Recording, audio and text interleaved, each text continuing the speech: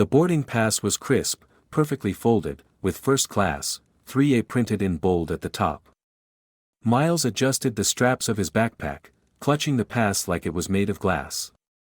He was small for 11, but he stood tall. His dad always told him, confidence walks ahead of you. Let it.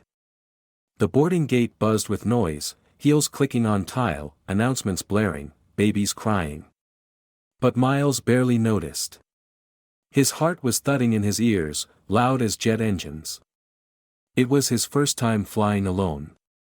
He stepped forward when his group was called, showing his pass with a practiced smile. The flight attendant at the gate, tall, platinum blonde, name tag reading Whitney, barely glanced at it. Then she did a double take. Her eyes narrowed. "This can't be right," she said, frowning. Miles blinked. "I think it is," he said quietly. "It's 3A. Whitney forced a smile, one of those smiles that felt more like a warning than a welcome.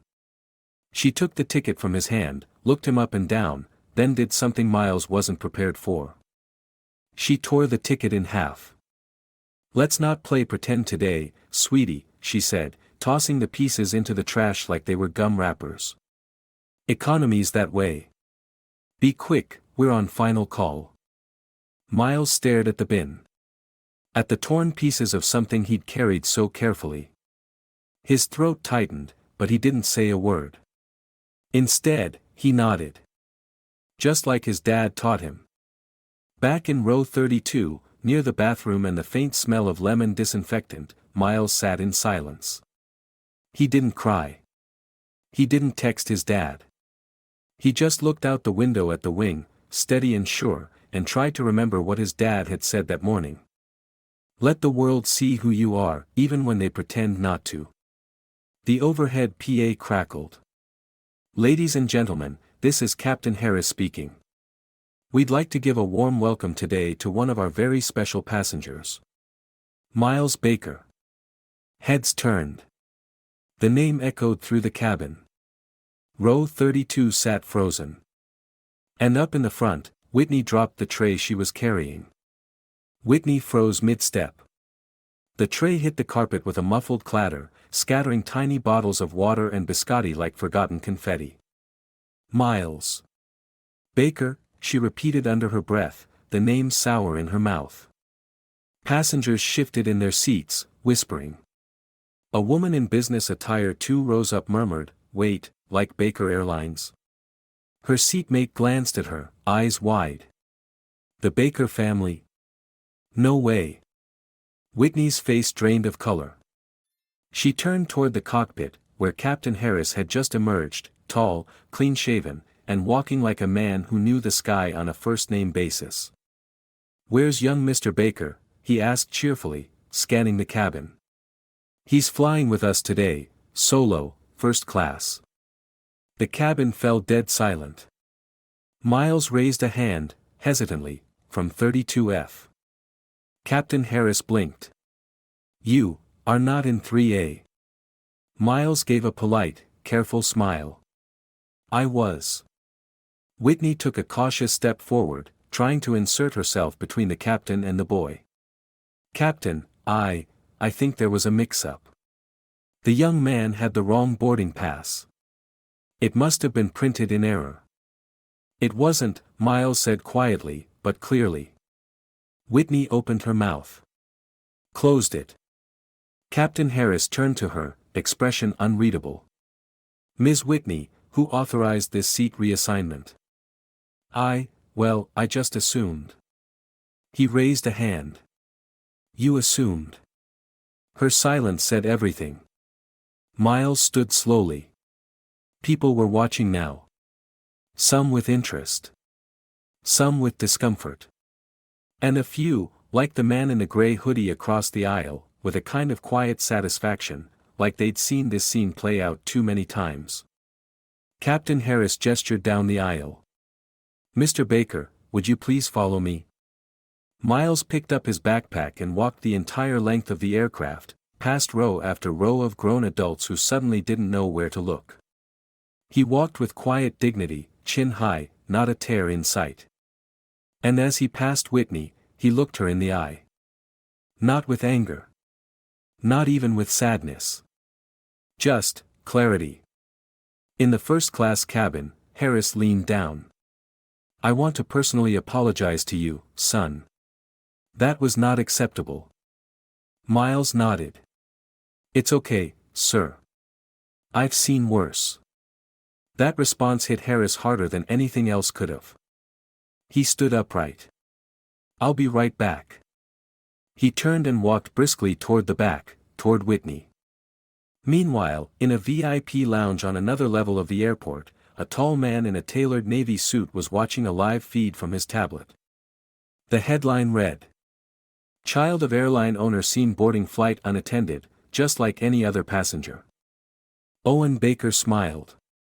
Then the smile faded. He tapped his assistant's number and said, "Get me on the intercom for flight 281. I'd like to say hello to the crew." Whitney was mid-apology when the cabin phone at the front began to ring. Captain Harris paused. So did she. The ringtone was different. Not the usual soft buzz. This one was sharp, urgent, a tone reserved for executive overrides. He picked it up. Captain Harris speaking. A beat of silence. Then. "Yes, sir. He's on board." "I understand." "Right away." He hung up. Slowly turned to face Whitney. "That was Mr. Owen Baker," he said calmly, but loud enough for the first few rows to hear. Whitney blinked. "As in? Baker? The owner of this airline. The man who signs my paycheck. And yours." Her posture stiffened. The cabin seemed to shrink around her. He wanted to offer a few words, Harris continued, stepping toward the intercom. "To the crew. And to the passengers." He tapped the mic. The overhead ding echoed through the plane. "Ladies and gentlemen, this is your captain speaking. We have a very special broadcast from the founder and owner of Baker Airlines. Please give your attention to the speakers." There was a pause. Then a voice, smooth, firm, and unmistakably composed, came through the cabin speakers. "Good evening, Flight 281. This is Owen Baker." A wave of murmurs rippled through the aircraft. Phones came out. Someone whispered, "Oh my God, he's real. I founded this airline with one goal in mind, to make flying a space of equality, safety, and respect, regardless of what someone looks like, where they sit, or how young they are." Miles listened, his eyes fixed on the speaker above his head. "Today, a child, my son, was profiled and humiliated by a member of the crew. His first-class ticket was torn. His dignity was questioned. And the only reason that happened, is because someone looked at him, and saw less." A sharp inhale from somewhere in business class. That someone is no longer employed by Baker Airlines. Effective immediately. Whitney's knees gave a small buckling jerk. She grabbed the galley counter for balance. A few gasps. One audible, "Damn." The voice continued, firm and final. "This is not just about my son. It's about every passenger who's ever been looked down on when they should have been looked in the eye. You don't need to be wealthy to deserve respect. You just need to be human." A pause. "To my son, if you're listening up there, I'm proud of you. And I'm sorry. You deserved better. And now, you will get it." The intercom cut. The silence that followed was absolute. Then someone clapped. Then another. And another. Until a full round of applause broke out in the cabin. Not rowdy. Not chaotic. But real. Miles sat quietly. He didn't smile. Not yet. He just looked down at his hands, folded in his lap. He'd never asked for power. He just wanted to fly. 3 weeks earlier. The morning sun spilled through the wide glass windows of Gate 17 at JFK, catching streaks of gold in Owen Baker's beard as he watched his son trace airplane silhouettes with his finger on the glass. "That's an A350, Miles said confidently. Owen nodded. "Good eye." Miles looked up. "I like the way they look before takeoff. They're still. Like they're thinking." Owen smiled. "You ever see a still plane panic?" "No. That's the secret." Miles tilted his head. "To what?" "To flying through people who want you to crash." That day was one of their quiet days. No boardroom meetings. No camera flashes. Just a man and his son, in plain hoodies, drinking orange juice and watching the sky. Owen rarely spoke about being rich. He didn't need to. But that morning, he bent down, his voice a notch lower. "One day," he said, "someone's gonna look at you and think they already know you. Just from your skin, your clothes, your size, your silence." Miles listened carefully. "And when that day comes, don't shout. Don't shrink. Just stand." Now, back in the present, Miles sat in 3A. A new flight attendant had taken over Whitney's spot, a young black woman with perfectly braided hair and calm, steady eyes. Her name tag read Amara. She spoke to him like he belonged there, no hesitation. "Anything I can get you, Mr. Baker?" Miles hesitated. "Can I just have orange juice?" She smiled. "Coming right up." Across the aisle, a businessman who had ignored him earlier now leaned forward. "Hey, your dad. That was something." Miles nodded politely. "Thank you." The man opened his mouth to say more, then stopped. As if realizing anything more would be unnecessary. The captain's voice crackled again. "We'll be landing in London in 6 hours. Smooth skies ahead." Miles leaned back, pulled out his sketchpad, and began drawing. Not planes this time. People. Faces. Eyes that judge. Eyes that understand. Eyes that look through you, and eyes that finally see you. But something made him pause midline. A strange feeling. Not fear. Not anger. But a whisper of realization. This wasn't over. Not the stairs. Not the assumptions. Not even the press. Because the moment the world knew who he was, really knew, they'd start coming. For the boy. For the name. For the power. Outside the window, the sun was setting behind the clouds, and the wind sliced through it like a quiet answer to a loud question. He barely stepped off the jet bridge before the flash went off. "Mr. Baker. Over here. Is it true you were bumped to economy by your own airline? How did that feel?" Miles blinked, stunned by the wall of cameras. A woman with a sleek mic and 2 white teeth crouched to eye level, like she was speaking to a toddler. "Sweetheart, was it racism?" Blink twice for yes.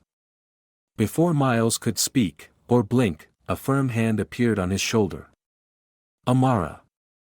"Back off," she said, her voice like cold steel wrapped in velvet. "He's 11. Not a press release." Security moved in. The cameras backed off, but not far. Miles was hustled down a private corridor, where the light was colder, quieter. Every footstep echoed. Owen Baker was already waiting. No cameras here. Just him, leaning on the wall, arms crossed, coat open, expression unreadable. "You okay?" he asked. Miles nodded. Owen looked at him longer. "That's not the same nod you gave me at gate 17. Miles paused. Then said, "I didn't like the way she looked at me. Like I was, pretending." Owen's jaw flexed. But all he said was, "You weren't." They rode in silence in the black town car, London moving past like a series of reflections, big glass buildings, blinking signs, people who had never heard of a boy named Miles Baker until today. Now his name was trending. Hashtag first class kid. Hashtag Baker Airlines. Hashtag privilege or profile. Miles scrolled. He saw arguments, support, denial, memes. A picture of him from the plane, sleeping. He hadn't even known someone took it. Owen finally broke the silence. You don't have to say anything, son. We can make a statement. Or we can say nothing at all. Miles looked up. Can I say something real? Always. Later that evening, a short video appeared on the Baker Airlines social media feed. No music. No cuts. Just Miles, sitting on a simple stool, with a single light and a steady gaze. Hi. I'm Miles Baker.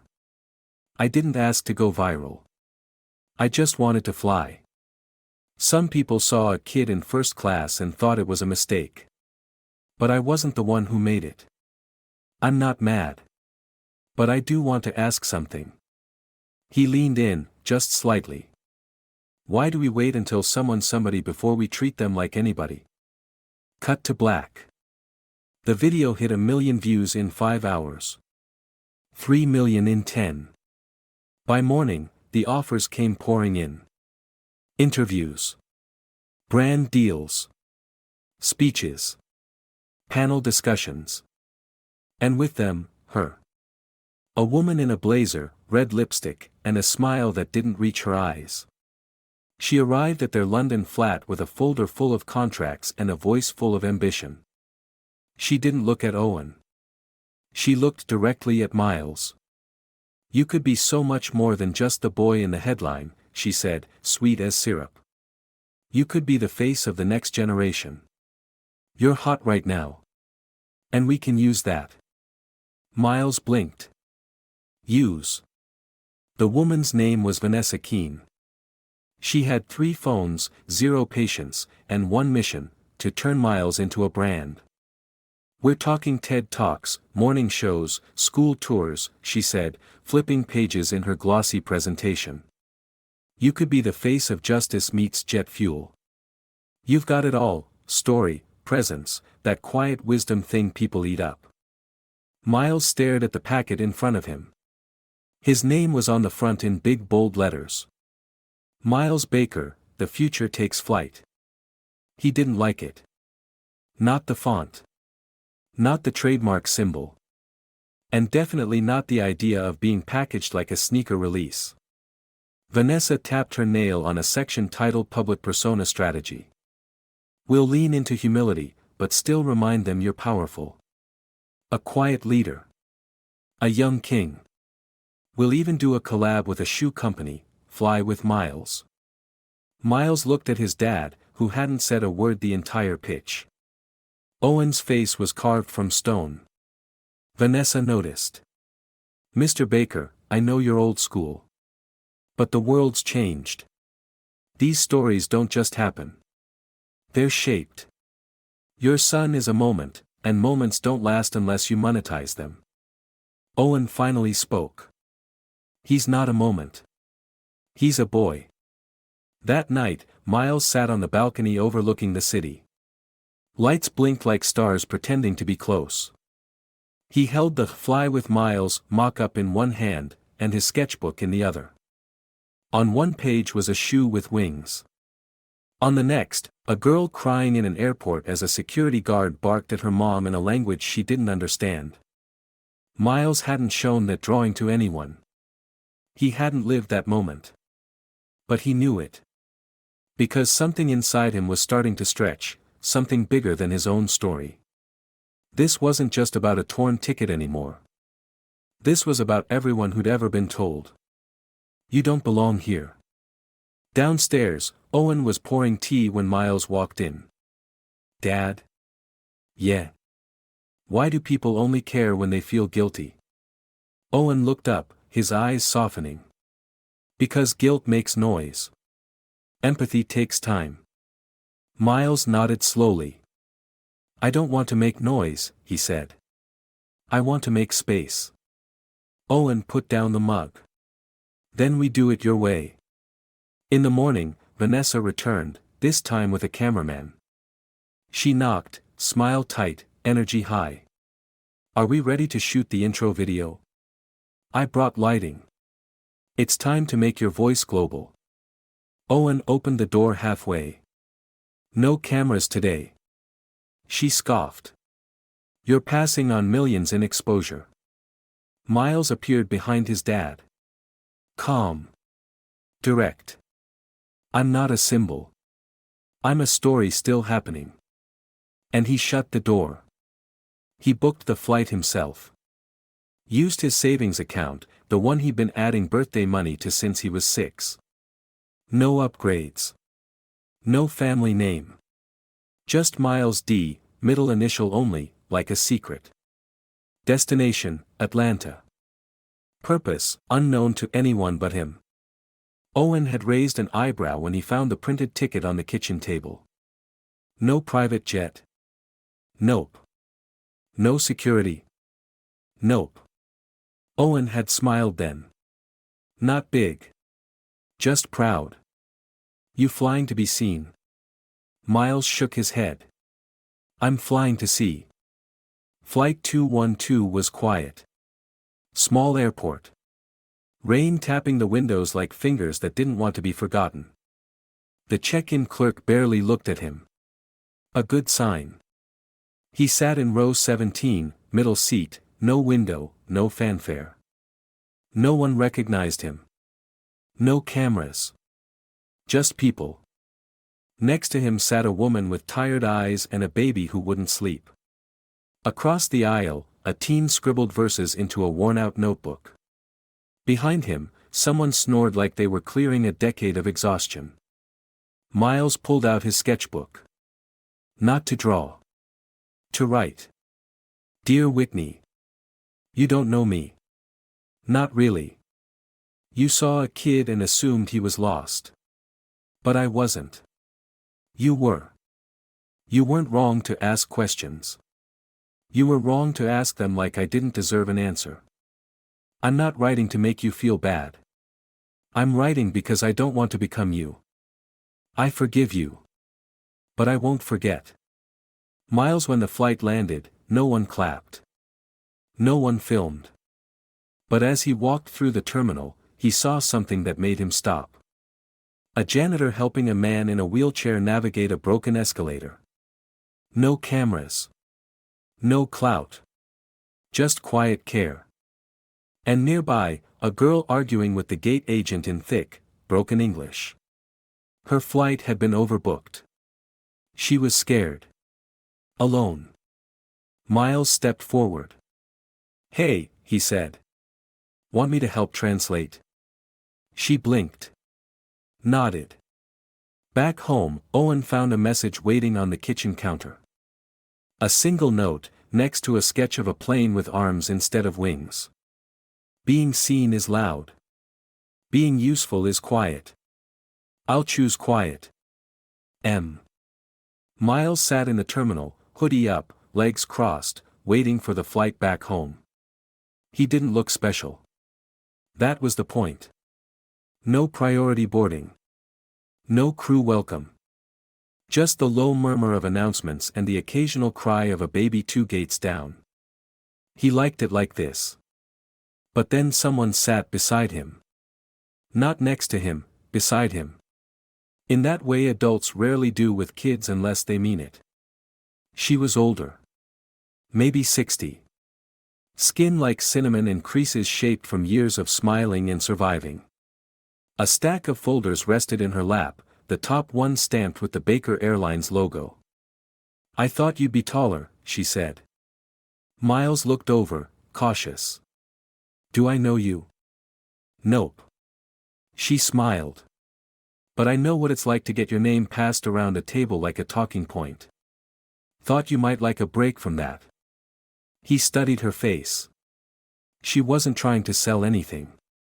Her eyes weren't calculating. They were curious. You work for the airline? He asked. Worked. Retired last year. 40 years in customer service. You were a flight attendant? She chuckled. Back when they still called us stewardesses and made us weigh in every month like cattle, yes. Miles smiled for the first time all day. She nodded toward his sketchbook. I've seen that look before. Not the fame. The searching. You ever wonder if it all meant something, or if you're just the right face in the wrong moment? Miles nodded slowly. Good, she said. Means your heart's working. Before boarding, she handed him something. An old, laminated badge. Faded, cracked. Her name, Carolyn Deese. Position, gate agent. Airport, Birmingham, Alabama. Year, 1983. Why are you giving me this? He asked. Because 30 years ago, a little black boy missed his flight. And when I tried to help, my supervisor told me, he's not our kind of customer. Miles looked up at her. And now, I see you. Sitting in the same silence. Asking the same questions. She tapped the badge into his palm. I want you to keep it. Just until you find your answer. On the flight back, Miles stared at the badge. At her name. At that tired photo. He didn't know exactly what he was feeling. But somewhere between altitude and descent, he realized something. Maybe his story wasn't about him at all. Maybe it never was.